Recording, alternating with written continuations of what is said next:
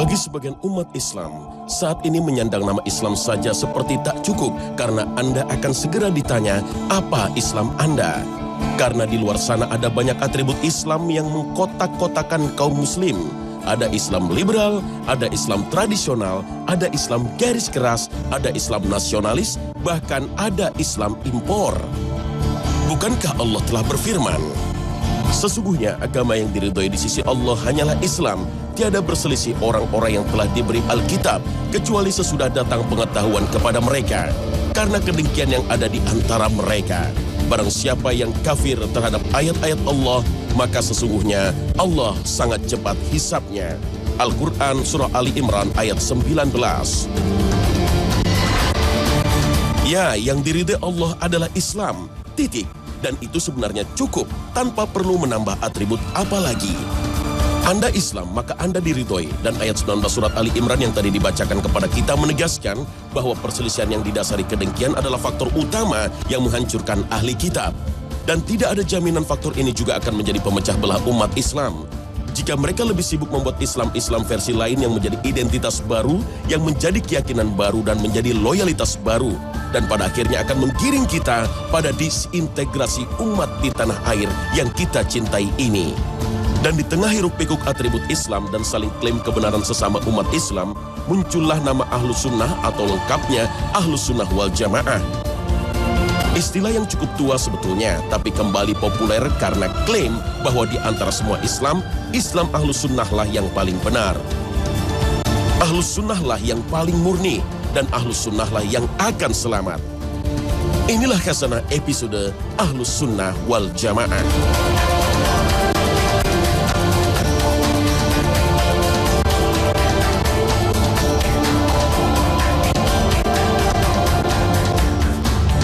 Assalamualaikum warahmatullahi wabarakatuh. Selamat pagi pemirsa Trans 7. Khazanah Ensiklopedia Islam Dunia pagi ini kembali hadir ke hadapan Anda untuk memberi sajian informasi yang bermanfaat yang akan mengawali aktivitas Anda. Ahlus Sunnah wal Jamaah jika mencari istilah ini di zaman Rasulullah SAW, maka pasti tidak akan kita temukan. Demikian pula di masa Khulafaur Rasyidin serta masa dinasti Bani Umayyah. Istilah ini baru muncul di masa dinasti Abbasiyah dan mulai populer di pertengahan masa dinasti Abbasiyah.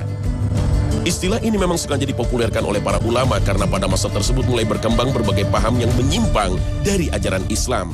Dan penggunaan istilah Ahlus Sunnah sebetulnya untuk membedakan dan memberikan klarifikasi terhadap profil orang yang digunakan dalam periwayatan hadis. Karena memang tidak sembarang orang bisa dipercaya dalam periwayatan hadis. Oleh sebab itu para ulama merasa perlu untuk mengklarifikasi profil mereka karena kelompok dan aliran baru yang menyimpang ini tidak segan-segan berbohong dan berdusta untuk mempopulerkan paham dan aliran mereka. Tercatat orang yang menggunakan istilah Ahlus Sunnah pertama kalinya adalah seorang ulama tabi'in yang bernama Muhammad bin Sirin, wafat pada tahun 110 Hijriah, sebagaimana yang dituturkan oleh Imam Muslim dalam Muqaddimah kitab Sahihnya. Muhammad bin Sirin berkata, dulu mereka tidak mempertanyakan tentang profil mata rantai hadis, namun setelah terjadi fitnah, mereka mengatakan, sebutkanlah profil periwayatan kalian kepada kami. Kemudian ditunjukkanlah Ahlus Sunnah, lalu hadis mereka pun diambil. Ditunjukkan pula ahli bid'ah, lalu hadis mereka pun ditolak.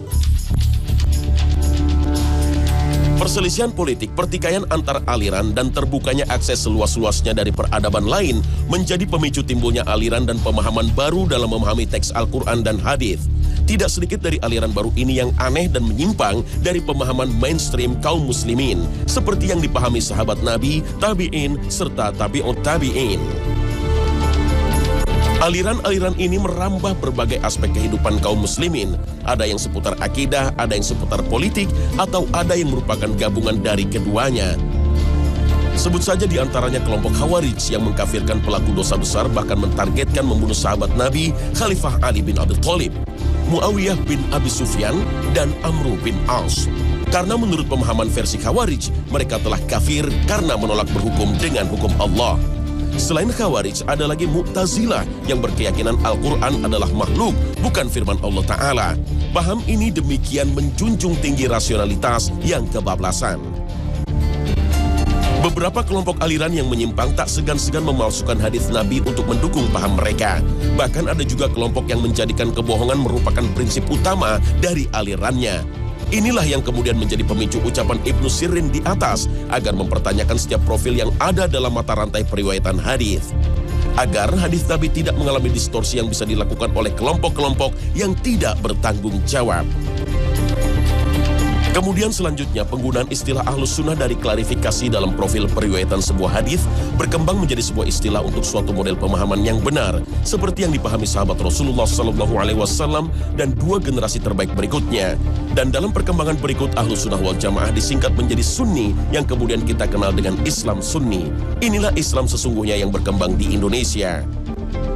Ahlus sunnah wal jamaah berasal dari bahasa Arab yang jika dibedah maka akan terdapat 3 kata, yaitu ahlu, sunnah, dan jamaah. Ahlu berarti golongan atau kelompok, sedangkan sunnah adalah sesuatu yang bersumber dari Rasulullah SAW, dan kata jamaah adalah bersama-sama atau bersatu. Dengan demikian ahlus sunnah dapat dikatakan kelompok atau orang-orang yang mengikuti sunnah Nabi SAW dan menjaga kesatuan barisan kaum muslimin. Berdasarkan susunan kalimatnya, maka dapat dikatakan ada 2 ciri utama yang melekat pada ahlus sunnah, yaitu mengikuti Nabi Muhammad SAW dan menjaga persatuan. Perintah mengikuti Nabi Muhammad SAW satu paket dengan perintah taat kepada Allah Ta'ala. Bahkan syahadat yang merupakan persaksian akan keesaan Allah satu paket dengan pengakuan terhadap kerasulan Nabi Muhammad SAW. Sedangkan persatuan adalah karakter yang tidak bisa dilepaskan dari ahlus sunnah. Bersatu merupakan tuntutan dari sunnah. Bersatu adalah prinsip utama dalam Islam. Allah Ta'ala melarang kaum muslimin bercerai-berai. Dan janganlah kamu menyerupai orang-orang yang bercerai-berai dan berselisih sesudah datang keterangan yang jelas kepada mereka. Mereka itulah orang-orang yang mendapat siksa yang berat. Al-Quran Surah Ali Imran ayat 105. Bersatu dalam menjaga sunnah atau menjaga sunnah dalam persatuan. Demikianlah hakikat dari ahlus sunnah wal jamaah. Tidak meninggalkan salah satunya, menegakkan sunnah untuk menjaga persatuan, bukan untuk memecah belah. Dan bersatu bukan sekedar bergerombol, berkumpul tanpa arah yang jelas, tapi bersatu di atas visi yang jelas, yaitu mengikuti Rasulullah SAW. Menelaah hadis atau ayat yang berkaitan dengan sifat-sifat ahlus sunnah, maka kita akan sampai pada kesimpulan bahwa ahlus sunnah wal jamaah itu adalah Islam itu sendiri, dan Islam itu adalah ahlus sunnah. Jadi sebetulnya seluruh prinsip dan keyakinan yang melekat pada Islam, maka otomatis akan menjadi prinsip dan keyakinan dari ahlus sunnah wal jamaah. Hanya saja karena di kemudian hari ada pihak-pihak yang membuat interpretasi yang menyimpang dari ajaran Islam dengan mengatasnamakan Islam, maka perlu ada garis demarkasi tegas yang menjelaskan prinsip Islam atau ahlus sunnah dalam persoalan tersebut. Berikut beberapa persoalan yang biasa dijadikan objek penyimpangan paham lain dan penjelasan paham ahlus sunnah dalam perkara tersebut. Pertama, tentang Al-Quranul Karim. Ahlus sunnah wal jamaah meyakini bahwa Al-Quranul Karim adalah firman Allah yang diturunkan kepada Nabi Muhammad SAW melalui perantara malaikat Jibril. Dan keseluruhan Al-Quran telah disampaikan Nabi Muhammad kepada umatnya tanpa kurang satu huruf pun. Al-Quran adalah satu-satunya kitab suci umat Islam. Mengatakan Al-Quran kurang sempurna sama saja menuduh Nabi Muhammad mengkhianati risalah kenabian yang Allah amanatkan. Atau meyakini ada kitab dan buku lain yang lebih mulia atau setara dengan Al-Quran adalah menyalahi prinsip ahlus sunnah wal jamaah. Dan ingatlah akan hari ketika kami bangkitkan pada tiap-tiap umat seorang saksi atas mereka dari mereka sendiri. Dan kami datangkan kamu Muhammad menjadi saksi atas seluruh umat manusia. Dan kami turunkan kepadamu Alkitab, Al-Quran, untuk menjelaskan segala sesuatu dan petunjuk serta rahmat dan kabar gembira bagi orang-orang yang berserah diri. Al-Quran, Surah An-Nahl ayat 89. Kedua, tentang sunnah atau hadis Nabi Muhammad SAW. Hadis Nabi Muhammad SAW merupakan sesuatu yang bersumber dari Nabi Muhammad SAW, baik perkataan, perbuatan, ketetapan, ataupun sifat. Hadis merupakan sumber kedua dalam ajaran Islam. Al-Quran tidak dapat dipisahkan dari hadis. Demikian sebaliknya, Allah Ta'ala berfirman, katakanlah, jika kamu benar-benar mencintai Allah, ikutilah aku. Niscaya Allah mengasihi dan mengampuni dosa-dosamu. Allah Maha Pengampun lagi Maha Penyayang. Al-Quran Surah Ali Imran ayat 31. Ketiga, tentang sahabat Nabi Muhammad SAW. Sahabat Nabi SAW adalah orang-orang yang bertemu langsung dengan Nabi. Mereka beriman kepada Nabi Muhammad SAW dan kemudian teguh mempertahankan keimanannya sampai mereka gugur. Ahlus Sunnah menghormati seluruh sahabat Nabi tanpa terkecuali. Memang, sahabat Nabi adalah manusia biasa, mereka bisa salah dan berdosa. Tapi kemudian kebaikan mereka dan jasa mereka terhadap Islam menutupi kesalahan mereka dan menjadikan mereka layak untuk kita hormati. Dan setiap perselisihan yang terjadi di antara para sahabat adalah perbedaan dalam ijtihad yang berangkat dari keikhlasan mereka masing-masing. Yang bisa saja salah satunya benar dan yang lain salah. Tapi itu sama sekali tidak mengurangi penghormatan kita terhadap mereka. Allah sendiri telah memuji mereka dalam berbagai kondisi. Salah satunya ketika mereka dengan taat dan loyal mengikuti perintah Nabi untuk keluar menuju Tabuk menyongsong pasukan Romawi. Menempuh ratusan kilometer, melawan panas terik gurun pasir Arab pada musim panas, minim perbekalan dan makanan, karena saat itu musim paceklik. Saat itu pasti orang lebih memilih untuk duduk dan bersantai di rumah, tapi para sahabat ini tetap berangkat.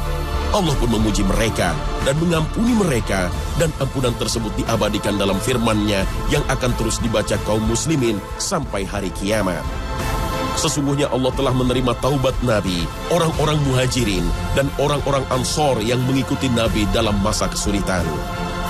Setelah hati segolongan dari mereka hampir berpaling, kemudian Allah menerima taubat mereka itu.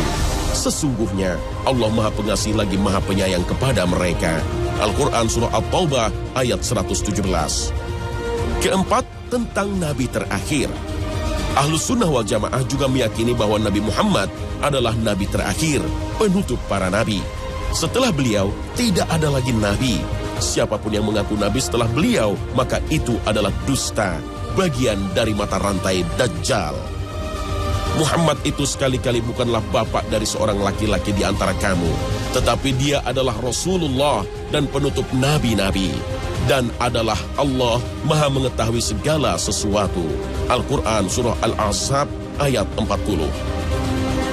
Dan maksum atau sifat terpelihara dosa alias suci hanyalah sifat para nabi dan rasul, tidak dimiliki oleh selain nabi dan rasul. Maka siapapun itu, entah dia pemimpin, para imam atau wali dan ulama, tidak mungkin memiliki sifat suci dari dosa. Jika ada yang mengaku-ngaku tidak bisa salah, tidak mungkin berdosa atau mengklaim diri maksum, maka menurut pemahaman Ahlus Sunnah tidak dapat dibenarkan.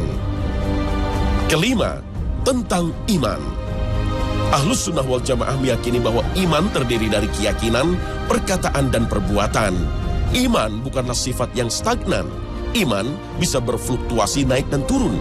Iman akan naik karena ketaatan, kebaikan, dan akan turun karena perbuatan dosa dan maksiat.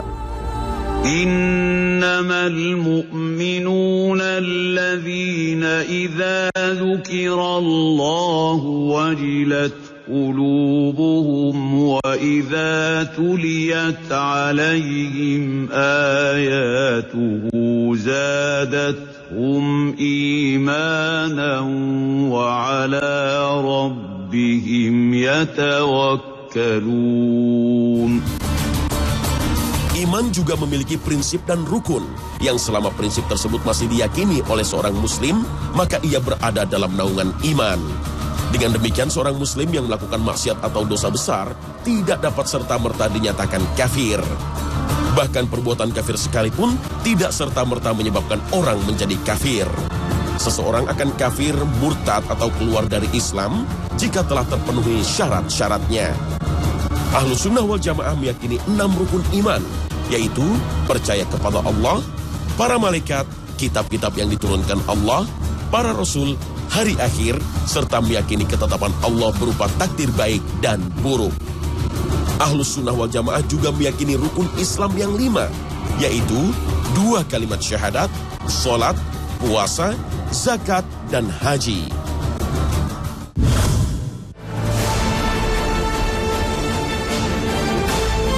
Dapat kita katakan bahwa Ahlus Sunnah adalah Islam itu sendiri, tak kurang dan tak lebih.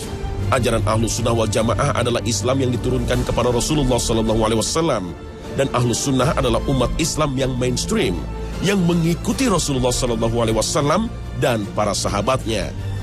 Mereka adalah umat yang selalu berjuang dan berdakwah menyebarkan Islam ke seluruh penjuru bumi dalam setiap masa.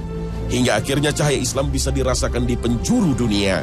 Merekalah para ulama dan pedagang yang membawa Islam ke Indonesia, sehingga akhirnya Islam menjadi mayoritas di negeri ini.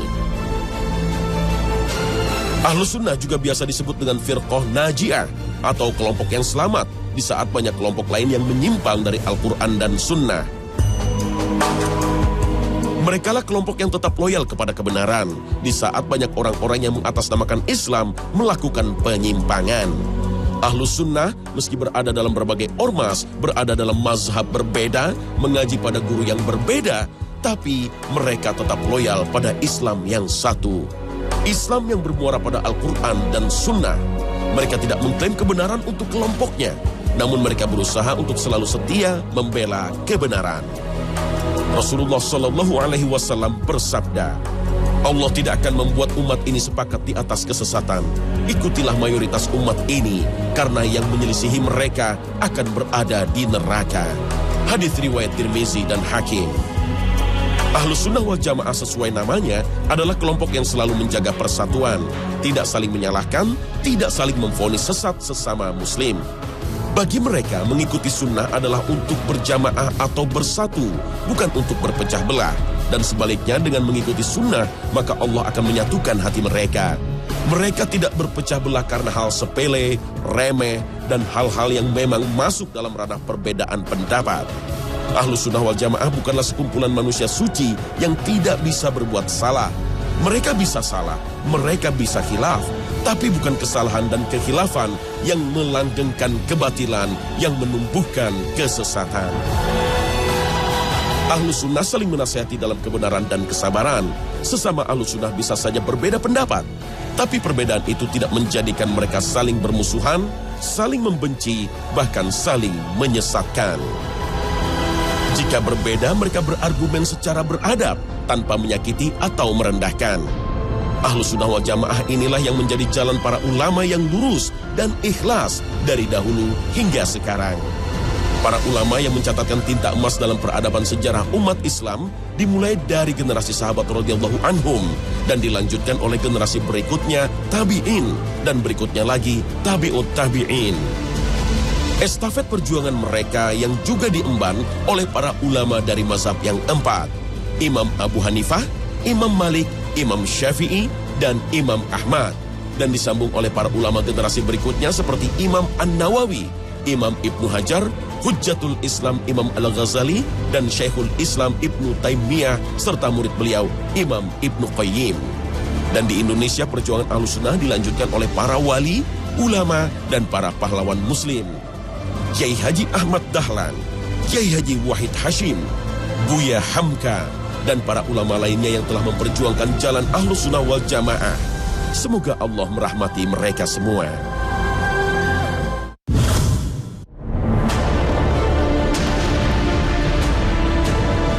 Tanah air kita tercinta Indonesia saat ini betul-betul sedang diuji.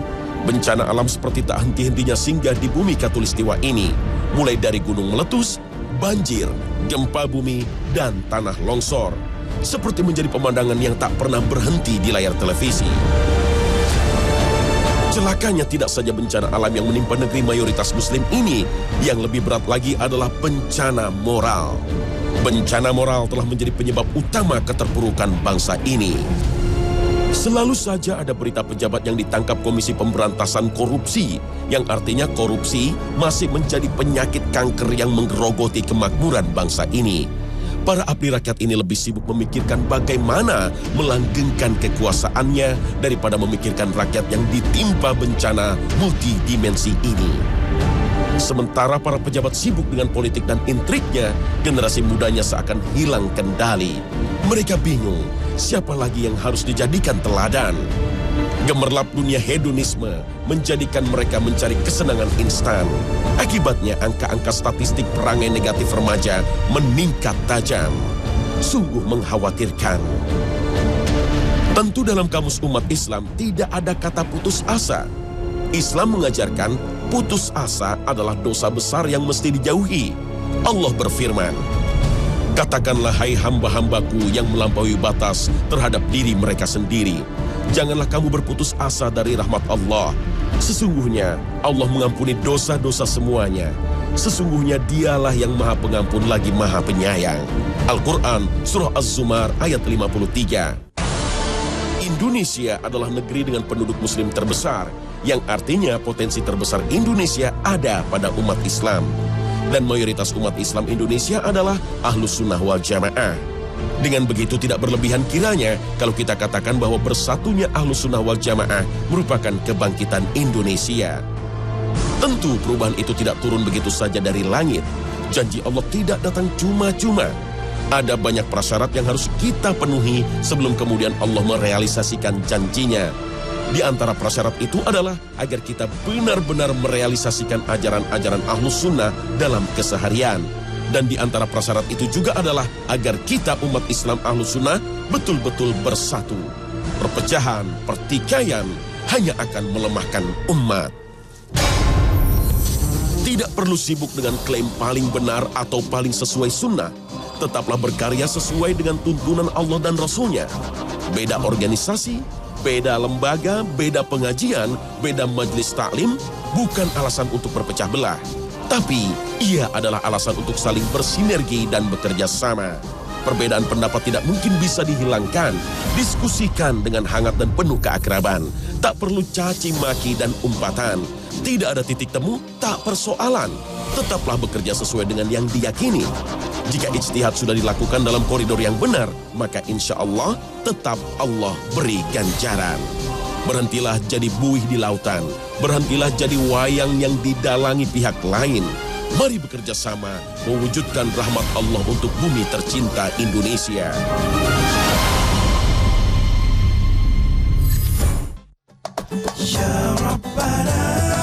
Pemirsa Khazanah, Ahlus Sunnah wal Jamaah bukanlah eksklusivitas yang dimiliki kelompok tertentu. Ahlus Sunnah adalah seperangkat prinsip dan ajaran yang bisa dimiliki umat Islam manapun. Selama konsisten dengan prinsip dan keyakinannya. Ahlus Sunnah tidak dibatasi oleh teritorial tertentu atau kurun waktu tertentu. Ahlus Sunnah wal Jamaah adalah Islam, dan Islam adalah Ahlus Sunnah. Pemirsa Khazanah, semoga tayangan pagi ini dapat memberikan informasi bagi kita seputar Ahlus Sunnah wal Jamaah, dan kita dapat beramal dalam koridor Islam Ahlus Sunnah wal Jamaah, sehingga amalan kita bermanfaat di dunia dan akhirat. Semoga Allah senantiasa memberi petunjuknya kepada kita. Amin ya rabbal alamin. Terima kasih atas perhatian Anda, dan wassalamualaikum warahmatullahi wabarakatuh.